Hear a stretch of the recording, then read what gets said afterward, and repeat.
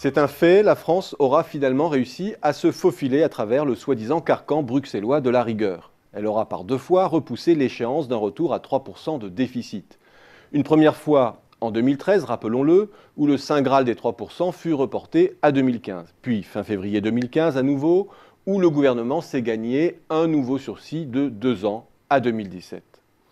Le profil de réduction du déficit que la France a présenté dans son programme de stabilité est donc validé dans ses grandes lignes. Dans ce cadre, la France s'est engagée, partant d'un découvert de 4,4% du PIB en 2014, à diminuer d'un dixième de point son déficit pour 2015, puis à le ramener à 3,8% en 2016 et enfin à 2,8% en 2017. Pour comprendre l'exigence de l'objectif, il faut d'abord regarder l'hypothèse de croissance du PIB qui sous-tend ce cheminement. 1% de croissance en 2015, puis 1,7 en 2016, puis 1,9 en 2017. Autant dire que ce sentier paraît largement atteignable aujourd'hui.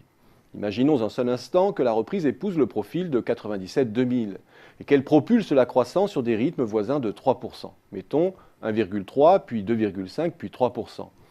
Ce scénario haut n'est pas improbable. Eh bien, notre déficit public serait mécaniquement réduit de 1 point de PIB par rapport au scénario que retient le programme de stabilité. C'est ce que l'on appelle l'effet des stabilisateurs automatiques. Plus de croissance augmente l'assiette fiscale et diminue les dépenses sociales passives. On considère en général qu'un point de croissance supplémentaire induit une baisse mécanique d'un demi-point du déficit.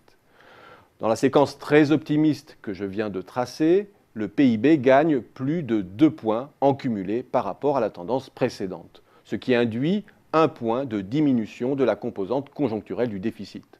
Cela signifie que sans rien faire, le déficit atteint presque spontanément la cible des 3%. Autrement dit, dans le contexte astral exceptionnel que connaît l'Europe, c'est la première fois que la Commission fixe un objectif à haut potentiel de réalisation sans que cela induise une rigueur dommageable pour la croissance. Autrement dit encore, il est clair que la Commission a entendu les injonctions discrètes de Mario Draghi et qu'elle n'entend pas répéter l'erreur de 2013-2014. Il s'agit d'un tournant.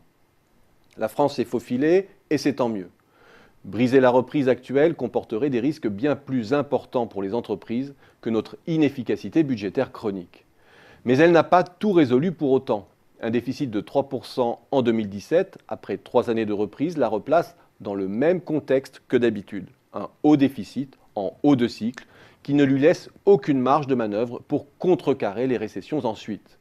Et l'on sait que cette absence de marge de manœuvre contracyclique est pénalisante pour la croissance à long terme.